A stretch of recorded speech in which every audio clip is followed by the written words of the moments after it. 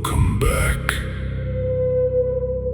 In this next dark story, we will be talking about the most haunted places in Wisconsin. Let's dive in and explore the dark history, demonic, supernatural, and chilling mysteries in the state. Don't forget to like, share, and please subscribe.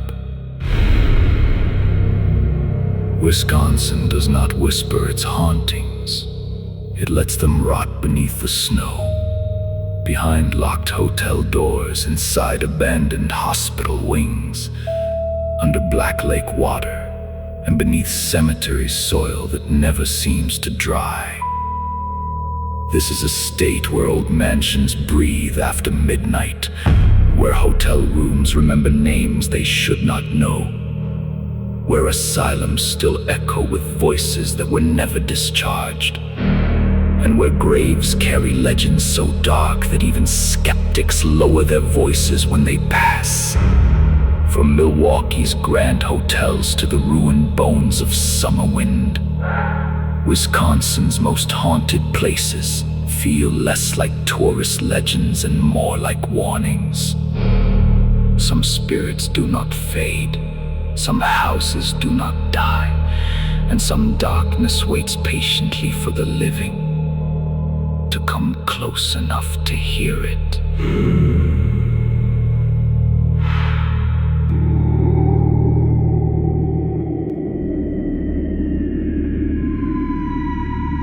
First on the list, the Pfister Hotel rises in downtown Milwaukee, like a palace built for the living but watched over by the dead.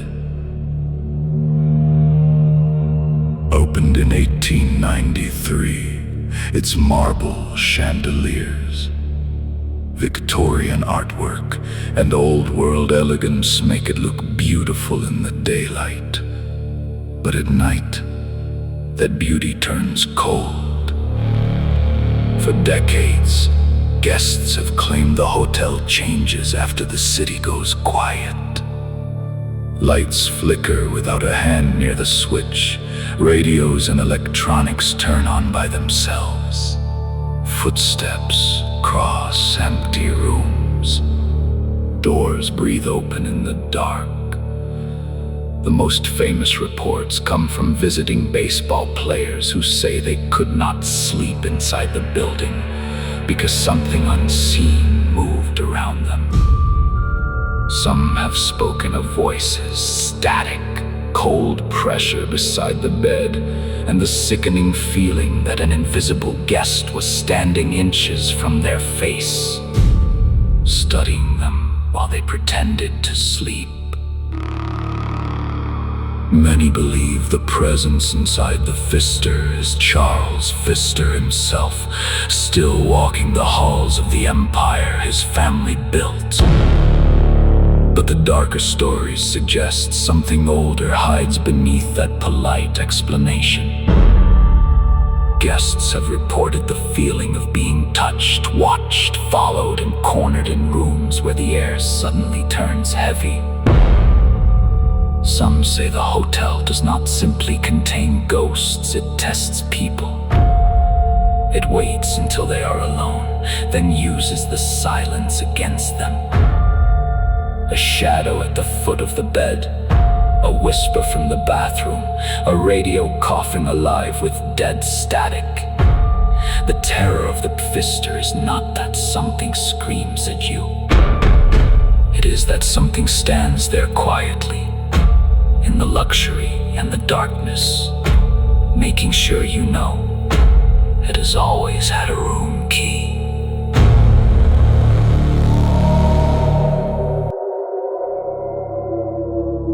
Next, Summerwind Mansion is not just haunted. It is remembered as one of Wisconsin's most cursed places, even though the mansion itself was destroyed. Built along West Bay Lake and later tied to the Lamont family, Summerwind became infamous through stories of voices in empty rooms, cold spots, moving shadows, and an apparition so terrifying that legend says Robert Lamont fired a gun at it before the family fled. The story may live in folklore more than documented proof, but that has never weakened its power.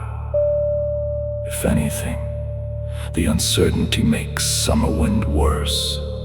A mansion that burns down should feel finished. Summerwind does not. Its ruins still sit in the imagination like blackened teeth in the forest, and people who speak of it describe a place where the lake wind sounds too much like breathing. The horror of Summerwind is the idea that the house was never only a house. Legends say later occupants heard whispers crawl through the walls, saw shapes pass through rooms, and felt the building turn against them. Some stories describe human-like shadows that did not move like people, doors that opened into impossible cold, and voices that called from parts of the mansion no one was standing in. The most demonic version of the legend is not that the dead remained there. It is that something inhuman used the dead as masks. Something watched families enter, learned their fears, then pressed on their minds until the house became a trap. And even after lightning and fire reduced Summerwind to ruins, the legend says the presence did not burn. It only lost its walls.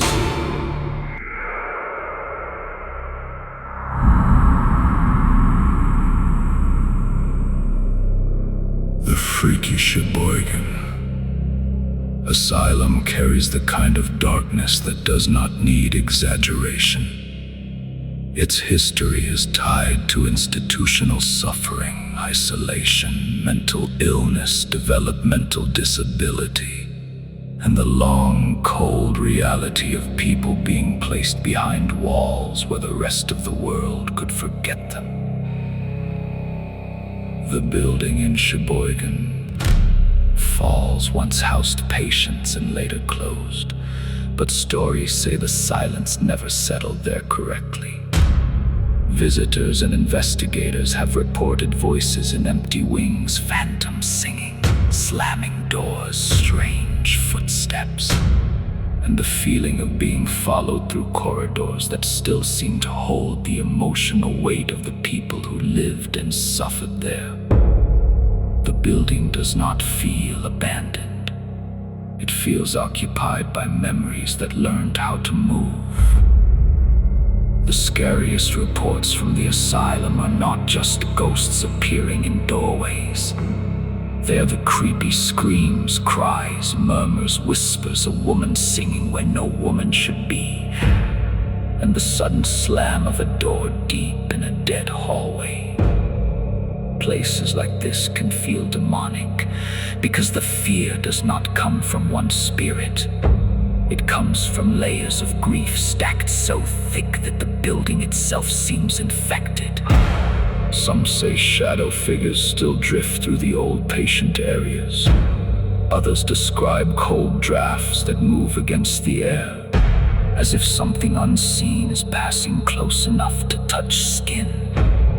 In the worst stories, the asylum does not simply replay the past.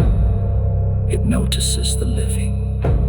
It follows them from room to room, waits until they are separated, then answers in a voice that sounds too human to ignore and too dead to be real.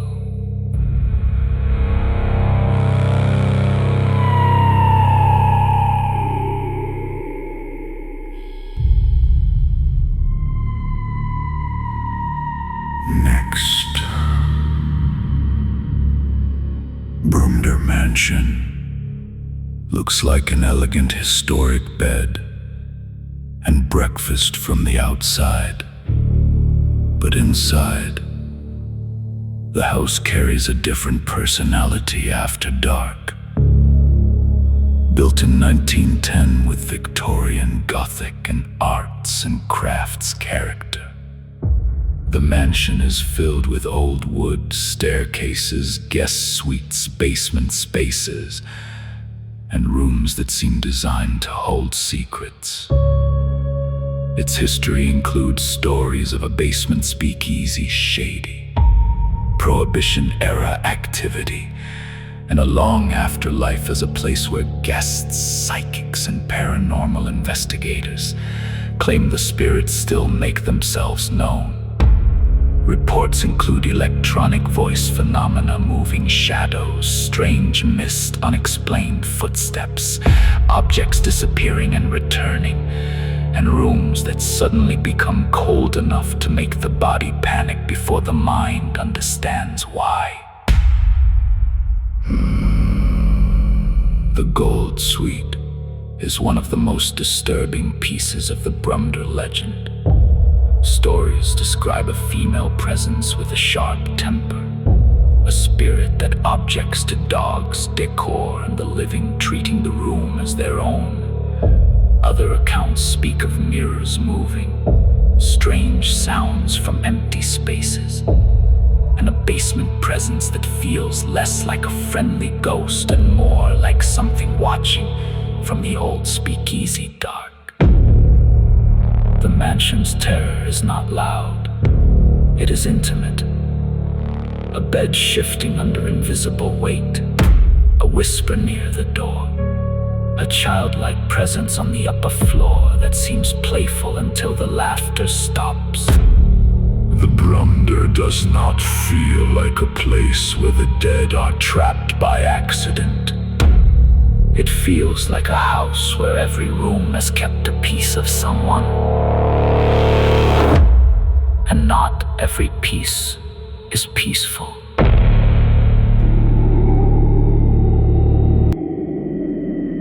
And lastly,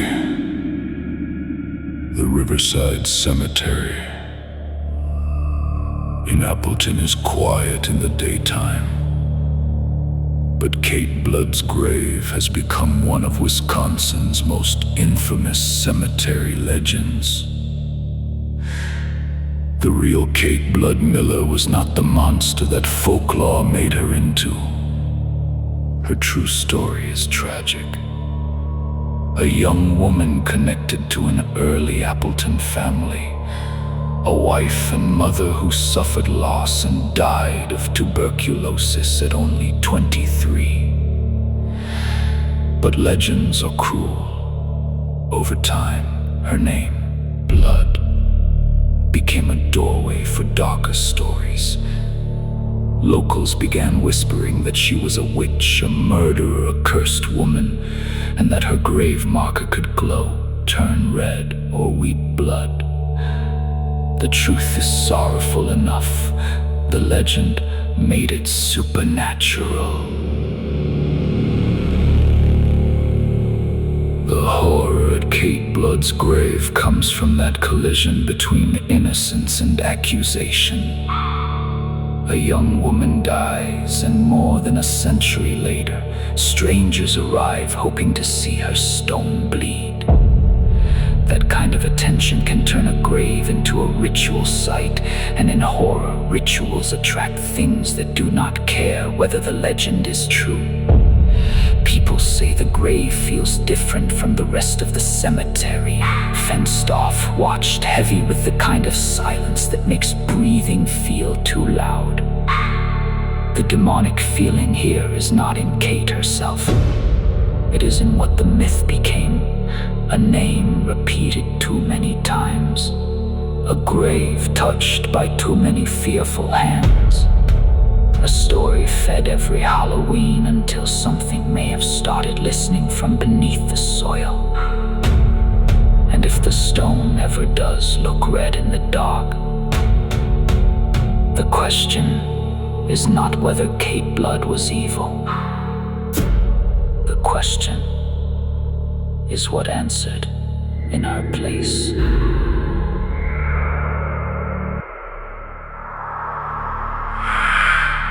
Thank you for your continued support. Please subscribe, like, and share. Your support helps motivate us to keep bringing you more true haunted stories, terrifying legends, and chilling paranormal mysteries.